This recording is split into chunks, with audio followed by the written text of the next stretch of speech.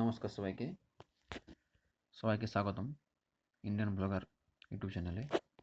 তো আজকে আমি কথা বলবো ওবিসি বি এর কাট অফটা কেন বৃদ্ধি পাবে। কারণ এখন ওবিসি এ আর বি তো নেই, তাই ওবিসিদের কাট অফটা বৃদ্ধি পাওয়ার কারণ কি।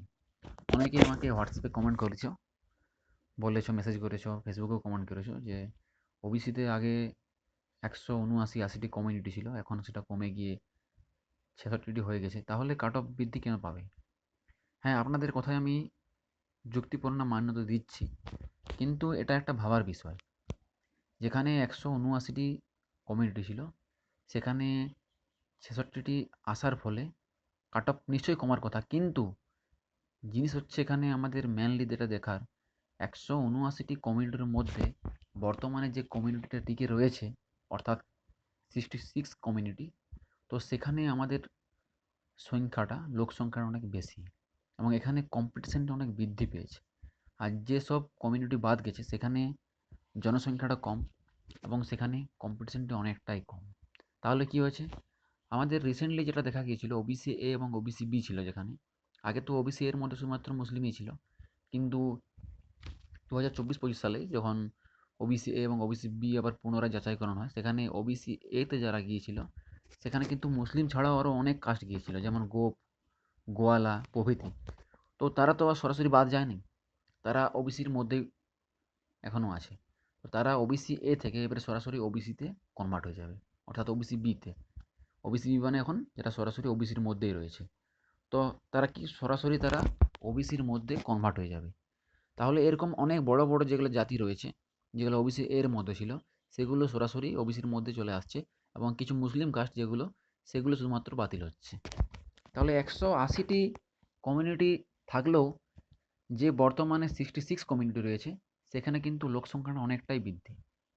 আপনারা হয়তো বুঝতে পারছেন আমি কি বলতে চাইছি, আমার কথাগুলো আপনারা মন দিয়ে শুনুন, সম্পূর্ণ বুঝতে পারবেন। তাহলে এই কারণেই কাট অফটা বৃদ্ধি পাবে। আর সেখানে 17% ছিল রিজার্ভেশন, 10% ছিল ওবিসি এদের এবং ওবিসি বিদের ছিল 7%।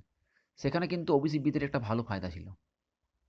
কিন্তু এখানে যে বর্তমানে নিয়ম চলেছে, সেখানে আমি লিখে দিলাম শিওর ওবিসির কাট অফ বৃদ্ধি পাবেই। যেখানে আগে 2020-21 সালে যেমন ওবিসি বি এবং জেনারেলের ডিফারেন্স থাকতো 1-2, সে একই পর্যায়ে চলে আসবে। যেমন আমরা দেখলাম ওয়েস্ট বেঙ্গল পুলিশ প্রিলিমসে যে রেজাল্টটা দিয়েছিল, সেখানে প্রায় 7 নাম্বার 8 নাম্বার মতো গ্যাপ ছিল জেনারেল এবং ওবিসির মধ্যে, সেই গ্যাপটা আর কোনো মধ্যে থাকবে না। এবং জেনারেলের কাট অফ খুব একটা যে ডাউন যাবে যাবে না, হ্যাঁ, কিন্তু গতবার যেটা গিয়েছিল কাট অফ, অর্থাৎ এই যে আমাদের প্রিলিমসে দেখলাম যে কাট অফ গিয়েছিল, সেই তুলনামূলক কিছুটা কমবে। কারণ 10% যেহেতু রিজার্ভেশন আমাদের ইউআর থেকে, এই সরি ওবিসি থেকে ইউআর দেওয়া হয়েছে, মানে ওখানে কিছুটা হলেও কাট অফ কমবে। কিন্তু কাট অফ কমলেও যারা ওবিসি এসসি এসটি থেকে যারা টপার থাকবে, যারা লিড করবে, তারা সবাই ইউআরে কাট অফ ক্লিয়ার করে ইউআরের ভ্যাকেন্সিটা খেয়ে নেবে। কিন্তু এখানে শুধুমাত্র ওবিসিদের ছাড়া সবারই লাভবান হয়েছে, এসসি এসটি ইডাব্লিউএস ইউআর সবারই লাভবান হয়েছে, শুধু ক্ষতি হয়েছে ওবিসিদেরই। কারণ বাকি যেসব কমিউনিটি রয়েছে সবাই যদি ইউআর কাট অফ ক্লিয়ার করতে পারে, তখন এসসি এসটি ইডাব্লিউএসটা কিছুটা হালকা হয়ে যাবে। কিন্তু ওবিসিদের কাট অফ আমি লিখে দিলাম শিওর বৃদ্ধি পাবে। জেনারেল দিয়ে আমি তো আগেই বলেছি 61-62 যাবেই, সেখানে ওবিসিতে 60 লিখে দিলাম, 59 থেকে 60 যাবে। যেটা যদি আগের ক্রসটা থাকতো সেখানে 56-57 বেশি কাট অফ কোন মতোই যেত না।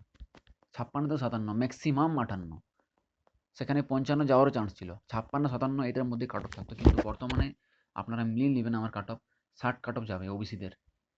সেখানে জেনারেলদের 61 থেকে 62, 1-2 নাম্বারের বেশি গ্যাপই থাকবে না। ঠিক আছে, তাহলে আমার এটাই বলার ছিল। আপনারা অনেকেই আমাকে কমেন্ট করছিলেন এবং জিজ্ঞাসাও করেছেন হোয়াটসঅ্যাপে, দাদা কাট অফ কেন বৃদ্ধি পেতে পারে। তো কাট অফ বৃদ্ধি পাওয়ার আমি যথাযথ কারণ আপনাদেরকে আমি বলে দিলাম যে এই কারণে বৃদ্ধি পেতে পারে। তাও যদি আপনাদের কোনো প্রশ্ন থাকে, তো অবশ্যই আমাকে তোমরা কমেন্ট করতে পারো, আমি আপনাদের উত্তর দেওয়ার চেষ্টা করব। আর দয়া করে কেউ হোয়াটসঅ্যাপে আমাকে ডাইরেক্টলি মেসেজ করো না, কমেন্টের মাধ্যমে বলো, আমি সেখানে অবশ্যই তোমাদের রিপ্লাই দেবো। ধন্যবাদ সবাইকে।